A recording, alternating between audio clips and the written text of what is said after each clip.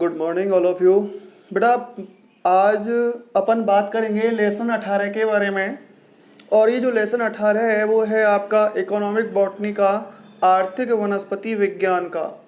जो 17वां चैप्टर था उसमें अपन ने जो आर्थिक महत्व के जितने भी पादप थे उनका वर्गीकरण पढ़ा था एफ हिल के अनुसार। आज अपन बात करेंगे कि ऑयल, तेल, रेसे, मसाले व औषधि उत्पादक पादपों के बारे में कि वे पादप कौन कौन से हैं जो तेल का उत्पादन करते हैं या जिनसे तेल प्राप्त होता है, जिनसे रेसे प्राप्त होते हैं, जिनसे मसाले प्राप्त होते हैं, है ना बेटा, जिनसे औषधियाँ प्राप्त होती हैं। उन पादपों के बारे में, पादप का वानस्पतिक नाम, उसका कुल, कौन सा भाग काम में आता है, किस मौसम में उगाया जाता है, किस मौसम में वो फसल काटी जाती है, ठीक है ना, और उसके जो पुष्पीय भाग हैं उनकी क्या विशेषता हैं, और उनमें विशेष कौन सा अम्ल पाया जाता है या कौन सा रसायन होता है, और उनके किनके जो ये ऑयल, फाइबर, स्पाइसेस, ठीक, और ये जो मेडिसिन है इनके बेटा क्या क्या उपयोग हैं, ठीक है ना।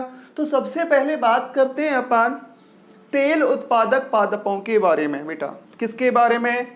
तेल उत्पादक पादपों के बारे में।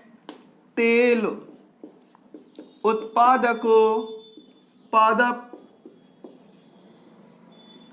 अब जो तेल है वो बेटा अपन को किससे प्राप्त होता है? पादपों से प्राप्त होता है नहीं होता? चलो बताइए आप उदाहरण। देखो नॉर्मली अपने यहाँ पर क्या होता है, सरसों होती है, सरसों से अपन को क्या प्राप्त होता है बेटा? तेल प्राप्त होता है। क्या प्राप्त होता है ना? सरसों है, मूंगफली है, मूंगफली से भी तेल प्राप्त होता है ना। इसके अलावा नारियल है, गोला का तेल, नारियल, है ना बेटा। इसके अलावा अरंडी, ये तेल प्राप्त होते हैं। बहुत सारे तेल हैं बेटा, है ना। देखो इसमें मोगरा का तेल है, चमेली का तेल है ना, तिल्ली का तेल है। वो सब बेटा किससे प्राप्त होता है? पादपों से क्या होता है? प्राप्त होता है। लेकिन आपके सिलेबस में यहाँ पर 4 पादपों का वर्णन है, अपन 4 पादपों के बारे में पढ़ेंगे। अब इन पादपों को पढ़ने से पहले अपन तेल के बारे में बात करते हैं। तेल है क्या? सुनो बेटा, जो तेल है वो एक वशीय पदार्थ है। क्या है बेटा? एक जटिल कार्बनिक पदार्थ है। क्या है? तेल एक जटिल कार्बनिक क्या है? पदार्थ है। क्या है? एक जटिल कार्बनिक पदार्थ है जिसे अपन वसीय तेल, फैटी ऑयल कहते हैं। क्या कहते हैं बेटा? वसीय तेल, फैटी ऑयल कहते हैं। और ये जो तेल है, क्या है? जो तेल है बेटा वो जल में कैसा होता है? जल में क्या होता है? अविलेय होता है। क्या होता है? जल में ये कैसा होता है? अर्थात इसे जल में घोला नहीं जा सकता, ठीक है ना। अब सामान्य तापक्रम पर जो तेल है, सामान्य तापक्रम पर जो तेल है वो बेटा देखो, जो तेल है वो द्रव अवस्था में भी पाया जाता है। किसमें पाया जाता है? ये सरसों का तेल है, सामान्य अवस्था में बेटा क्या होता है? द्रव अवस्था में होता है। इसके अलावा ये ठोस या अर्ध ठोस के रूप में भी होता है। किसके रूप में होता है? ठोस व अर्ध ठोस के रूप में होता है। जितने भी तेल हैं वो उच्च तापक्रम पर हमेशा कौन सी अवस्था में होते हैं बेटा? द्रव अवस्था में होते हैं। जैसे जैसे ना कुछ तेल, सभी तेल नहीं, कुछ तेल तापमान कम होने पर अर्ध ठोस में और कुछ बेटा किसमें? ठोस में। जैसे कि नारियल को ले लो, है ना। नारियल को उच्च तापक्रम पर वो कैसा रहता है, द्रव अवस्था में। अगर तापमान कम होने लगे तो वो अर्ध ठोस में, और तापमान बिल्कुल कम हो जाए या उसको आप फ्रिज में रख दो तो बिल्कुल किस में परिवर्तित हो जाता है बेटा, वो ठोस में परिवर्तित हो जाता है। होता नहीं होता। तो देखो ये ठोस और जो अर्ध ठोस हैं ये वसा या चर्बी होते हैं। क्या होते हैं, वसा, ये क्या होते हैं बेटा, चर्बी होते हैं। ठीक है ना। तो मैंने आपको बताया सामान्य तापक्रम पर ये तेल हैं जो द्रव के रूप में भी होते हैं, ठोस या अर्ध ठोस के रूप में भी बेटा ये पाए जाते हैं। और ये पादप के विभिन्न भागों से, पादप के विभिन्न भागों से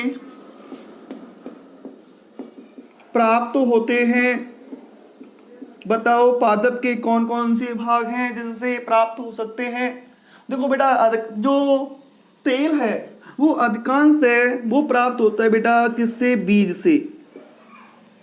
अधिकांश पादपों में जो तेल है ना, वो किससे प्राप्त होता है, बीज से। कुछ में फलों से और कुछ में तने से क्या प्राप्त होता है बेटा, तेल प्राप्त होता है। अधिकांश किससे प्राप्त होता है, बीजों से, फलों से, है ना, और किससे बेटा, तनों से अपन को क्या प्राप्त होते हैं, तेल प्राप्त होते हैं। अब पादपों में जो तेल हैं, किसमें, पादपों में जो तेल है बेटा वो दो प्रकार के होते हैं। पहले आप इसका स्क्रीनशॉट लीजिए, मैं मिटा रहा हूं।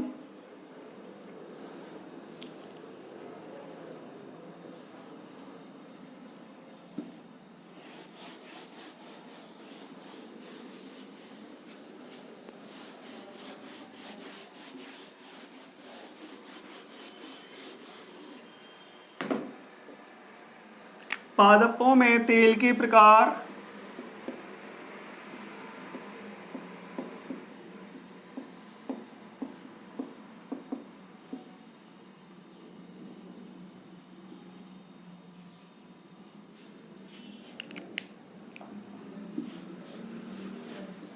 सुनो बेटा, पादपों में जो तेल हैं उनको दो प्रकारों में बांटा गया है।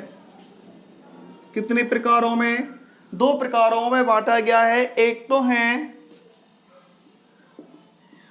शैगंध, जिनसे क्या आती है, सुगंध आती है। सुगंध अनिवार्य, शैगंध अनिवार्य या वाष्पशील तेल।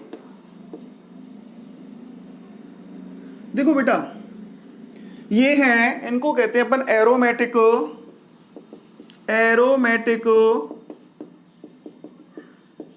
एसेंशियल या वॉलेटाइल ऑयल। दूसरे बेटा होते हैं, वो होते हैं वशीय, स्थिर या अवाष्पशील तेल होते हैं। क्या होते हैं, अवाष्पशील तेल होते हैं। फैटी, फिक्स्ड और नॉन वॉलेटाइल।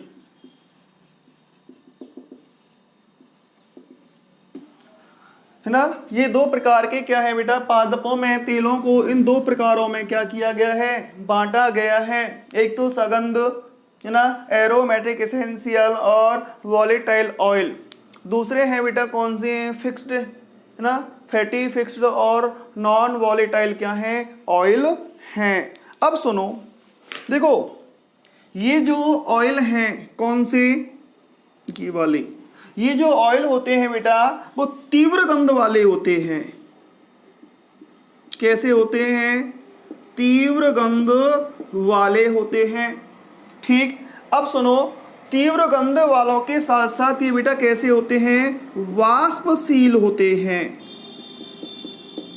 कैसे होते हैं, धीरे धीरे वाष्प के रूप में उड़ जाते हैं, वाष्प के रूप में परिवर्तित होकर बेटा क्या होते हैं, ये उड़ जाते हैं। और इनका जो पृथक्करण है, इनका जो सेपरेशन है, जो पृथक्करण है, वो कौन सी विधि के द्वारा किया जा सकता है, आश्वान डिस्टिलेशन विधि के द्वारा किया जा सकता है।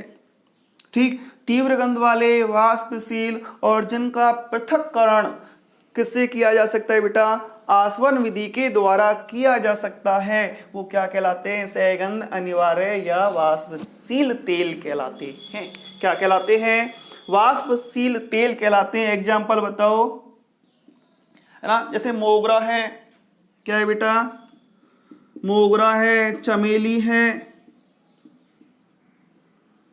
मोगरा है, चमेली है, खसखस है, क्या है, खसखस। इनके जो तेल हैं वो तीव्र गंध वाले हैं, वाष्पशील हैं, और इनका जो पृथक्करण है वो बेटा किसके द्वारा किया जा सकता है, आसवन विधि के द्वारा किया जा सकता है। अब बात करते हैं उनकी वशीय, स्थिर व अवाष्पशील तेलों के बारे में। देखो बेटा, ये जो तेल है वो कैसे हैं, अवाष्पशील हैं, क्या है, अर्थात ये धूप में उड़ते नहीं हैं। ठीक है ना। अब सुनो, ये जो तेल है बेटा वो वशीय अम्ल व ट्राइग्लिसराइड के एस्टर होते हैं। किसके, वशीय अम्ल व ट्राइग्लिसराइड, ट्राइग्लिसराइड के क्या होते हैं, एस्टर होते हैं। अर्थात जो अवाष्पशील तेल हैं फैटी एसिड्स और ट्राइग्लिसराइड एस्टरों के बने हुए होते हैं, और इनका पृथक्करण, और इनका जो पृथक्करण है उसका जस्ट अपोजिट है, इनका पृथक्करण आसवन विधि से नहीं किया जा सकता।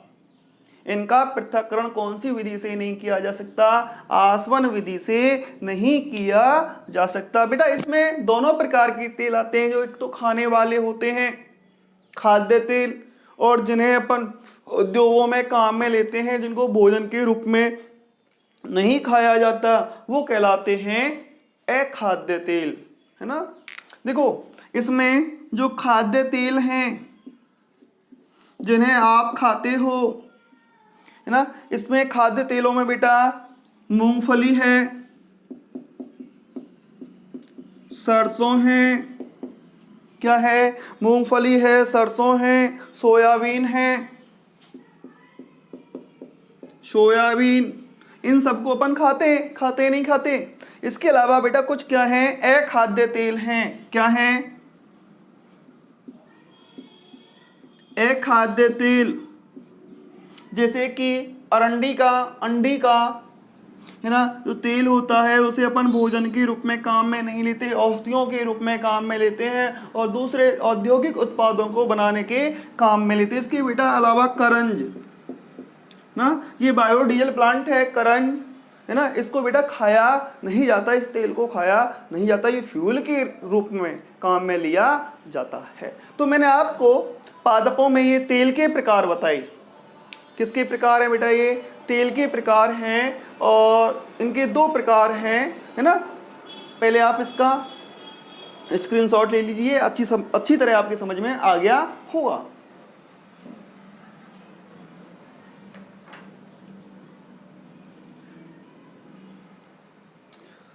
चलो मिटा रहा हूं मैं।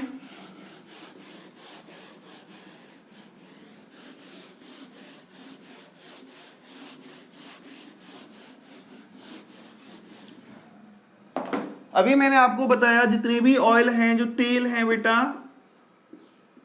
वो क्या है, फैटी ऑयल हैं, क्या है, वसीय तेल,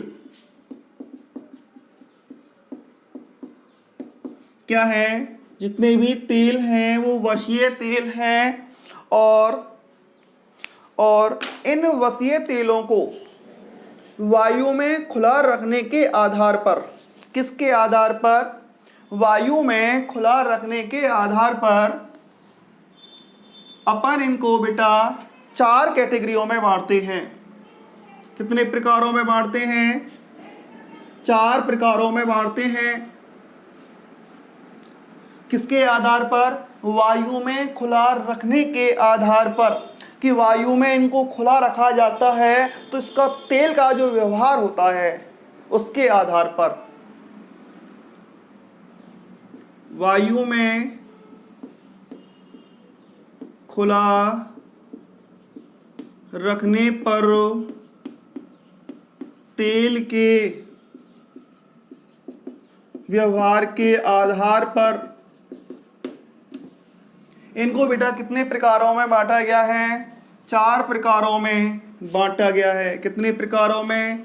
4 प्रकारों में इनको बांटते हैं कि जब इनको वायु में खुला रखते हैं तो उस तेल का व्यवहार कैसा होता है। देखो बेटा, पहला है शुष्कन तेल। कौन सा? शुष्कन तेल, जिसे अपन ड्राइंग ऑयल, ठीक। जो दूसरा है वो है बेटा अर्ध शुष्कन तेल। क्या है? अर्ध शुष्कन तेल, ठीक है बेटा। सेमी ड्राइंग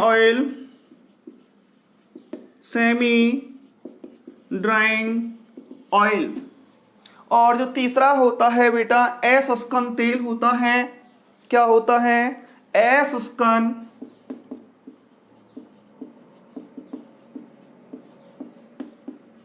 तेल, नॉन ड्राइंग ऑयल। और जो चौथा है वो होता है बेटा वसा या चर्बी। वसा या क्या होता है? चर्बी होता है। फैट या टेलो। क्या होता है? फैट या टेलो, ठीक है बेटा। वसा या चर्बी, ये कौन सा प्रकार है? इसका चौथा प्रकार है। अब इधर ध्यान दो, देखो नाम से इंडिकेट हो रहा है। क्या इंडिकेट हो रहा है बेटा? देखो शुष्कन तेल, ये तेल वे तेल हैं जिनको अपन वायु में रख दें तो उनके ऊपर क्या बन जाती है? उस तेल की परत बन जाती है। अर्थात जो तेल है बेटा वो क्या होने लग जाता है? जमने लग जाता है। शुष्कन तेल किसे कहते हैं? वे तेल जिन्हें वायु में खुला रखने पर उनकी ऊपर क्या बनने लग जाती है? उस तेल की परत बनने लग जाती है। वो कौन सा तेल कहलाता है? शुष्कन तेल कहलाता है। क्या कहलाता है? शुष्कन तेल। जैसे कि शुष्कन तेल बेटा किसका होता है? अलसी का होता है। किसका होता है? अलसी का होता है। सोयाबीन का होता है। किसका? सोयाबीन का होता है। इसके अतिरिक्त कुसुम का तेल, कुसुम का जो तेल है वो बेटा कैसा होता है? शुष्कन होता है। कैसा होता है? शुष्कन होता है। अर्थात इनके तेल को यदि अपन वायु में खुला रख दें तो ऊपर एक लचीली क्या बन जाती है? परत बन जाती है। एक हल्की ठोस सी क्या बन जाती है बेटा? परत बन जाती है। वो तेल क्या कहलाते हैं? शुष्कन तेल कहलाते हैं। ये हैं अर्ध शुष्कन। यदि अपन तेल को, अर्ध शुष्कन तेल वे तेल हैं बेटा, यदि अपन उस तेल को लंबे समय तक वायु में खुला रखें, यदि अपन तेल को लंबे समय तक वायु में खुला रखें और उसके बाद उस पर एक लचीली परत बनती है ना। यहाँ पर तो आपने रखा, कुछ देर रखा, घंटे 2 घंटे रखा, बन गई। यहाँ पर लेकिन लंबे समय तक रखते हैं और जब लंबे समय तक रखते हैं तभी उस पर क्या बन पाती है बेटा? लचीली परत बन पाती है। तो वो तेल क्या कहलाता है? अर्ध शुष्कन तेल कहलाता है। क्या कहलाता है? अर्ध शुष्कन तेल कहलाता है। जैसे कपास से जो बिनौला प्राप्त होते हैं, बिनौले का तेल, कपास के जो बीज हैं बेटा वो बिनौले कहलाते हैं और उनसे क्या प्राप्त होता है? तेल प्राप्त होता है। क्या होता है? तेल प्राप्त होता है। इसके अलावा जो सूर्यमुखी या जो सूरजमुखी है उसका तेल भी बेटा कैसा होता है, अर्ध शुष्कन तेल होता है। कैसा होता है, अर्ध शुष्कन तेल होता है। अब बात करते हैं अशुष्कन तेल के बारे में। किसके बारे में, अशुष्कन तेल। बेटा अशुष्कन तेल नॉन ड्राइंग ऑयल, जो क्या होते हैं, सूखते नहीं है। क्या नहीं होते, जो सूखते नहीं है, उनको खूब लंबे समय तक आप वायु में रखो, उनके ऊपर कोई लचीली परत नहीं जमती, वो ठोस या अर्ध ठोस में क्या नहीं होते, परिवर्तित नहीं होते। ठीक, वे तेल जिन्हें लंबे समय तक वायु में रखा जाता है लेकिन उनके ऊपर कोई लचीली परत नहीं बनती, वो क्या कहलाते हैं, अशुष्कन तेल कहलाते हैं, नॉन ड्राइंग ऑयल कहलाते हैं। बताओ नॉन ड्राइंग के ना बेटा, एक तो अपना सरसों का तेल, इस पर कभी भी लचीली परत नहीं जमती, है ना, सरसों का है। इसके अलावा बेटा मूंगफली का है, मूंगफली है ना। इसके अलावा बेटा अरंड का जो तेल है ना, रेसिनस कम्युनिस अंडी या अरंड का जो तेल है वो बेटा कैसा होता है, अशुष्कन तेल होता है, उस पर कोई भी लचीली परत नहीं जमती। अब बात करते हैं वसा या चर्बी के बारे में। बेटा ये वे तेल हैं जो सामान्य तापक्रम पर, वे तेल जो सामान्य तापक्रम पर ठोस या अर्धठोस अवस्था में क्या हो जाते हैं, परिवर्तित हो जाते हैं। वे तेल जो सामान्य तापक्रम पर ठोस या अर्धठोस अवस्था में बेटा क्या हो जाते हैं, परिवर्तित हो जाते हैं, क्या कहलाते हैं, वसा या चर्बी। लेकिन उच्च तापक्रम पर ये कैसे द्रव अवस्था में आ जाते हैं। जैसे कि आपने देखा होगा सर्दियों में नारियल का तेल बोतल में जम जाता है ना, पाम ऑयल, नारियल तेल, है ना बेटा। इसके अलावा पाम ऑयल, पाम तेल, ये सब बेटा कैसे हैं, कैसे हैं ये, सामान्य तापक्रम पर किसमें, ठोस या अर्ध ठोस में क्या हो जाते हैं बेटा, परिवर्तित हो जाते हैं, जिन्हें अपन क्या कहते हैं, वसा या चर्बी कहते हैं। बेटा अब बात करते हैं अपन किसके बारे में, सरसों के बारे में।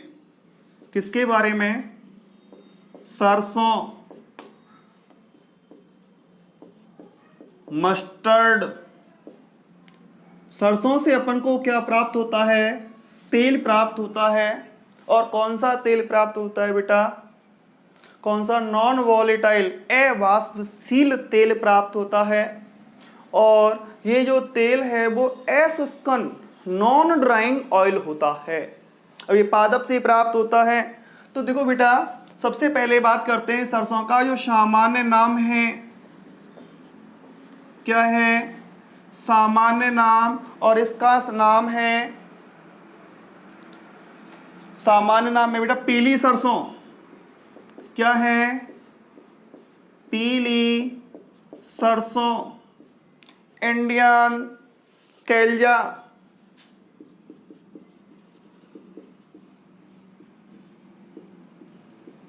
पीली सरसों। अब इसकी बात करते हैं बॉटनिकल नेम क्या है इसका, है ना, कौन सा नेम, वानस्पतिक नाम। आपको पता है कोई भी जीव है, चाहे वो पादप है, प्राणी है, उनका वैज्ञानिक नाम रखा गया है। पादपों के वानस्पतिक नाम और जंतुओं के क्या होते हैं बेटा, ना, जंतु नाम होते हैं, है ना। और ये जितने भी वैज्ञानिक नाम हैं, पादपों की तो बेटा नाम ICBN के द्वारा और जंतुओं के ICZN के द्वारा रखे जाते हैं। और नामकरण की द्विनाम पद्धति के अनुसार इनके नाम रखे जाते हैं। देखो बेटा जो सरसों है उसका जो बॉटनिकल नेम है वो है बेटा ब्रेसिका, ब्रेसिका नेपस, वैरायटी ग्लेउका।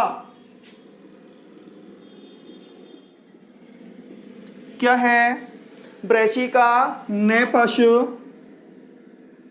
ना, वैरायटी क्या है बेटा, ग्लेउका। ठीक है ना, ध्यान रखना ब्रेसिका नेपस भी लिख सकते हो आप, लेकिन यहाँ पर उसकी वैरायटी भी दे रखी है, वो क्या है, ग्लेविका। बेटा इसका दूसरा नाम भी है, क्या है, इसका दूसरा नाम है वो है इसका, या इसका कह सकते हैं वो पर्याय नाम है ब्रेसिका कैम्पेस्ट्रिस। क्या है, ब्रेसिका कैम्पेस्ट्रिस वैरायटी सरसों। क्या है, वैरायटी सरसों है। ये इसका बेटा क्या नाम, कौन सा नाम है इसका, पर्याय नाम है, पर्याय नाम है ब्रेसिका कैम्पेस्ट्रिस वैरायटी सरसों। बात करते हैं इसका जो कुल है, वो फैमिली है, वो क्या है, कुल का नाम। अब एक किस कुल का पादप है आप सभी जानते होंगे, ये बेटा ब्रेसिकेसी, ब्रेसिकेसी। लेकिन इस ब्रेसिकेसी को पहले क्या कहते थे, क्रूसीफेरी। क्रूसीफेरी कुल का क्या है ये बेटा, पादप है। ब्रेसिकेसी या क्रूसीफेरी कुल का पादप क्या है, सरसों है। और भी पादप हैं, लेकिन किस कुल का पादप है, ब्रेसिकेसी या क्रूसीफेरी कुल का क्या है, पादप है। अब बेटा इसमें जो तेल प्राप्त होता है, इस पादप का जो उपयोगी भाग होता है वो क्या होता है, देखो तने से तेल नहीं निकलता है ना। अब वो बात अलग है, वो मानव के आर्थिक महत्व का है कि जो तना है उसकी लोग सब्जी बनाते हैं, क्या बनाते हैं, सब्जी बनाते हैं, पत्तों की भी सब्जी बनाते हैं, लेकिन उनसे बेटा अपन को तेल प्राप्त नहीं होता। जो तेल प्राप्त होता है वो बीजों से होता है, और बीजों के जो बीज पत्र होते हैं उनमें क्या उपस्थित होता है, तेल उपस्थित होता है। किसमें, बीजों में स्थित जो बीज पत्र हैं, और इसके जो बीज पत्र हैं वे बेटा वो पीले रंग के होते हैं। कैसे रंग के होते हैं, पीले रंग के होते हैं, जिनसे अपन को विभिन्न तरीकों से है ना, घाड़ी से, मशीनों के द्वारा उस तेल का क्या किया जाता है, निष्कर्षण किया जाता है। अब बात करते हैं सरसों की जो उत्पत्ति है वो कहाँ हुई। देखो बेटा इसकी उत्पत्ति के संदर्भ में तीन मत हैं, इसको तीन श्रेणियों में बांटा गया है। किसमें बेटा, तीन श्रेणियों में। एक तो है बेटा एशिया माइनर, एशिया माइनर, और एशिया माइनर अर्थात इसकी जो उत्पत्ति है एशिया माइनर में कहां पर मानी गई है, ईरान क्षेत्र में। कौन सी क्षेत्र में, ईरान क्षेत्र में इसकी उत्पत्ति मानी गई है। मध्य एशिया में, मध्य एशिया में इसकी जो उत्पत्ति है वो बेटा हिमालय क्षेत्र में। कौन सी क्षेत्र में, हिमालय क्षेत्र में। और इसकी उत्पत्ति बेटा भूमध्य सागरीय क्षेत्र में भी मानी गई है। कहां पर, भूमध्य सागरीय क्षेत्र में भी इसकी उत्पत्ति मानी गई है। अब बात करते हैं इसकी बुवाई कब होती है, इसकी कटाई कब होती है। इसकी जो बुवाई है बेटा, इसको बोया कब जाता है, इसकी जो बुवाई है वो होती है अक्टूबर नवंबर में। किसमें होती है, अक्टूबर नवंबर के महीने में इसको बोया जाता है। और इसकी जो कटाई है अर्थात पकने के बाद इसकी जो कटाई है वो की जाती है, कब की जाती है, फरवरी मार्च में की जाती है। कब की जाती है, फरवरी मार्च में इसकी क्या की जाती है बेटा, कटाई की जाती है। ठीक, अब बात करते हैं अपन कि सरसों उत्पादन में विश्व में सर्वाधिक उत्पादन कहाँ होता है, भारत में सर्वाधिक उत्पादन कहाँ होता है, या कौन सा स्थान है, और राजस्थान में इसका सर्वाधिक उत्पादन कहाँ होता है। सरसों उत्पादन है ना बेटा विश्व में, भारत में और राजस्थान में। विश्व में भारत में और राजस्थान में। देखो विश्व में जो सर्वाधिक उत्पादन होता है वो भारत में होता है। कहाँ होता है? अर्थात सरसों उत्पादन में भारत का विश्व में क्या है? प्रथम स्थान है। भारत का कौन सा स्थान है बेटा?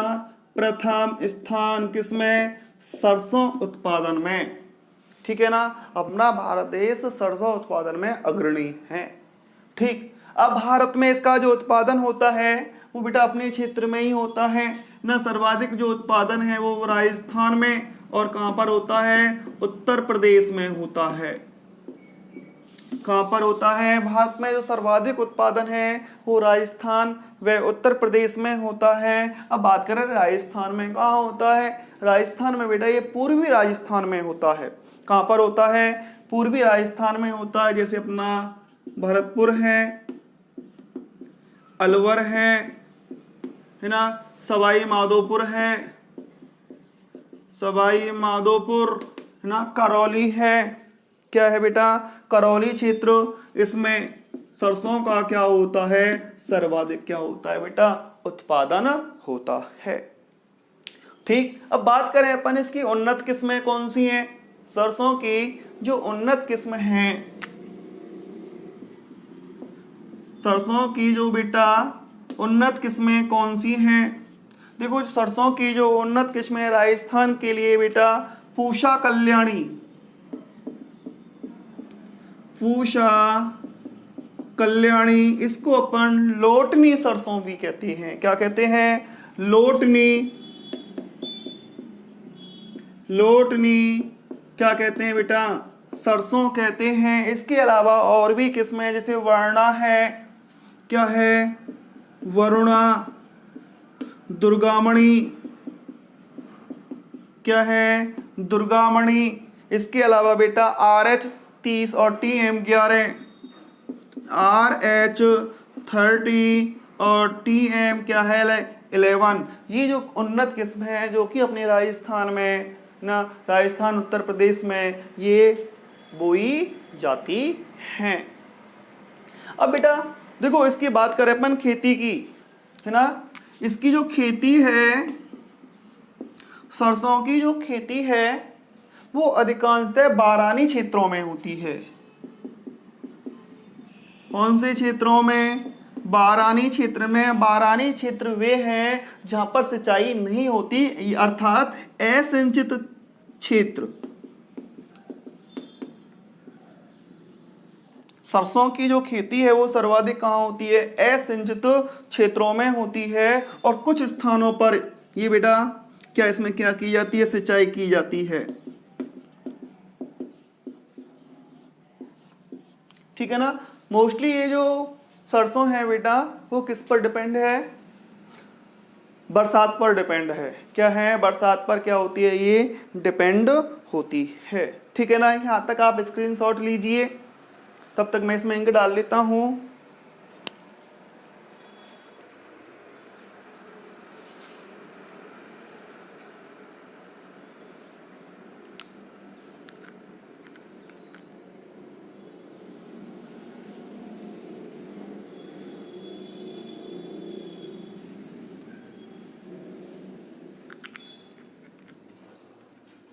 अब सुनिए, जो सरसों का पादप है उसकी क्या विशेषता है? कुछ लक्षण हैं, कुछ खास नहीं पूछा जाता, लेकिन यहाँ पर अपन डिस्कस करेंगे उस पादप के लक्षणों के बारे में। ठीक बेटा, मिटा दो इसको।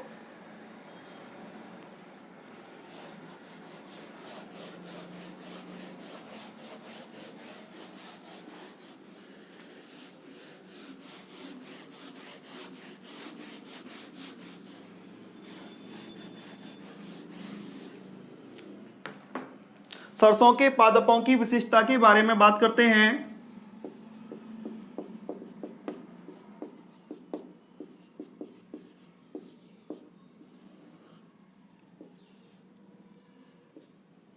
सुनो बेटा, देखो जो सरसों का पादप है वो 1 वर्षीय होता है। कैसा होता है? 1 वर्षीय पादप है, अर्थात इसका जो जीवन काल है वो एक ऋतु होता है। इसकी जो फसल है बेटा लगभग 4 महीने में पक कर क्या हो जाती है, तैयार हो जाती है। और इसका जो पादप है बेटा वो दुर्बल होता है ना, थोड़ा लंबा होता है ना, कैसा होता है, दुर्बल होता है, लंबा होता है। और प्रारंभ में ये बेटा शाकीय अवस्था में होता है या शाकी होता है, ठीक है ना। अब सुनो, इसकी जो मूल है, इसकी जो रूट है बेटा वो होती है टैप रूट, है ना। कौन सी, मूसला मूल होती है, अर्थात इसमें मूसला मूल तंत्र पाया जाता है। टैप रूट सिस्टम होता है, क्या होता है, टैप रूट सिस्टम होता है, ठीक। अब इसकी बात करें तने की, किसकी बेटा, स्टेम की, तने की। जो तना होता है वो खड़ा हुआ होता है, अर्थात ऊर्ध्व होता है ना, शाखित भी होता है, हरा भी होता है, कैसा होता है, हरा होता है, और एरोमिल होता है, क्या होता है, एरोमिल होता है। अब बात करें इसकी पर्ण की, किसकी, जो पर्ण होती है बेटा वो सरल होती है, कैसी पर्ण होती है, सरल होती है ना, बड़ी होती है, बिणाकार होती है, कैसी होती है, बिणाकार होती है, और तीव्र गंध युक्त होती है, कैसी होती है, तीव्र, अर्थात पर्ण से क्या आती है बेटा, उसको मसलते हैं तो गंध आती है। और इसमें जालिकावत, जालिकावत क्या होता है, सिरा विन्यास होता है, अर्थात ये बेटा कैसा हो गया, द्विबीजपत्री, कैसा हो गया, द्विबीजपत्री। बात करें, ये तो इसके कायिक लक्षण हो गए। बात करते हैं इसके पुष्पीय लक्षणों की। इसमें जो पुष्प क्रम होता है वो बेटा असीमाक्षी असीमाक्ष होता है, क्या होता है, असीमाक्षी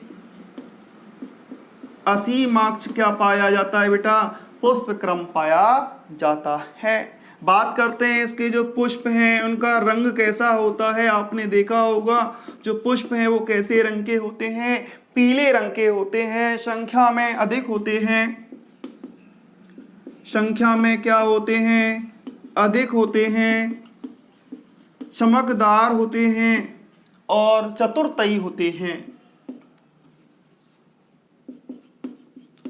चतुर्तयी होते हैं। चतुर्तयी का मतलब बेटा उसमें बाह्य दल कितने, 4, और दल भी कितने होते हैं, 4 होते हैं, है ना। चतुर्तयी क्या पाए जाते हैं, उसमें पुष्प पाए जाते हैं। इसका जो फल होता है, फल का प्रकार है बेटा सिलिकुआ। इसका जो फल होता है वो कैसा होता है, सिलिकुआ होता है। और इसके जो बीज हैं क्या है, जो सरसों के जो बीज होते हैं बेटा वो हल्के पीले, कैसे होते हैं, हल्के पीले होते हैं, तेल युक्त होते हैं, कैसे होते हैं, तेल युक्त होते हैं, और कैसे होते हैं, अभ्रूणपोषी होते हैं, है ना। अब इसमें ध्यान क्या रखना है, देखो बेटा इसमें ध्यान रखने वाली चीज है, एक तो पर्ण कैसी होती है, इसकी तीव्र गंध युक्त होती है। इसका जो पुष्पक्रम है असीमाक्षी असीमाक्ष होता है ना। इसका जो पुष्प है बेटा वो कैसा होता है, चतुर्तयी होता है। इसका जो फल है वो बेटा कैसा होता है, सिलिकुआ होता है। इसके जो बीज होते हैं वो बेटा कैसे होते हैं, तेल युक्त, व कैसे होते हैं, अभ्रूणपोषी होते हैं, ठीक। चलो इसका स्क्रीनशॉट ले लीजिए। इसके अलावा अपन इसके कुछ विशेष पॉइंटों के बारे में भी बात करेंगे। मिटा दूं,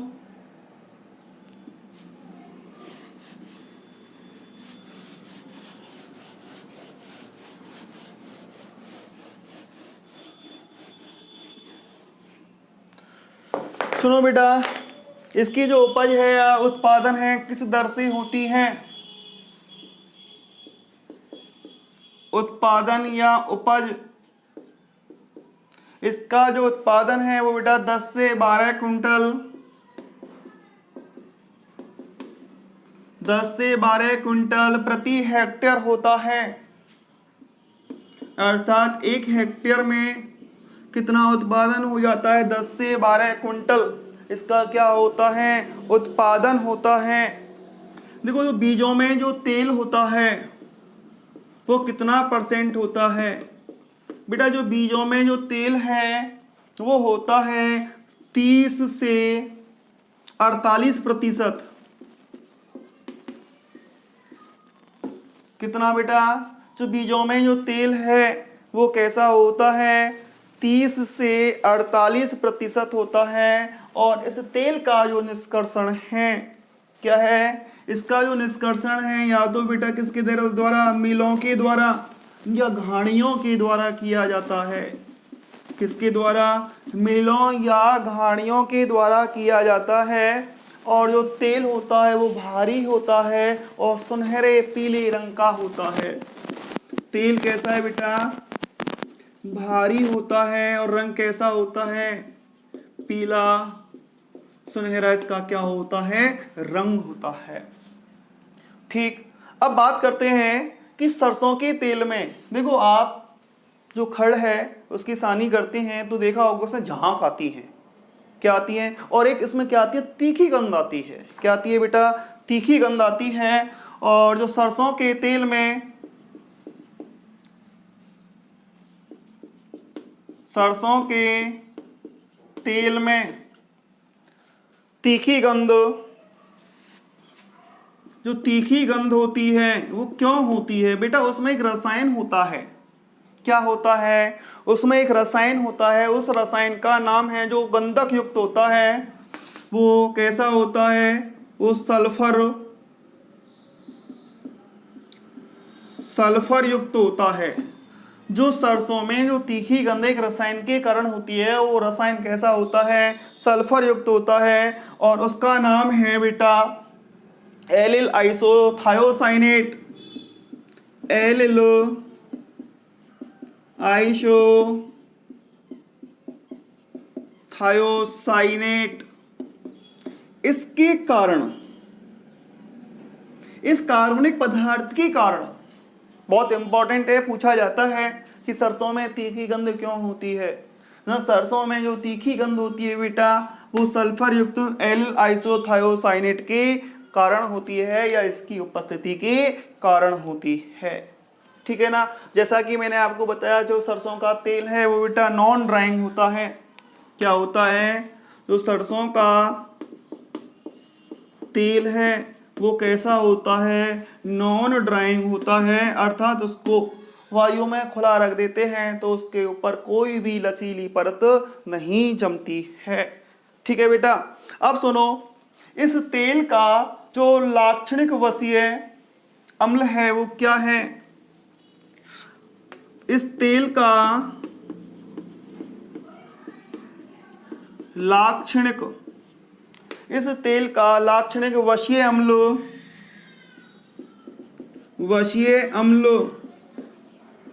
वो है बेटा, वो है एरोशिक अम्ल है।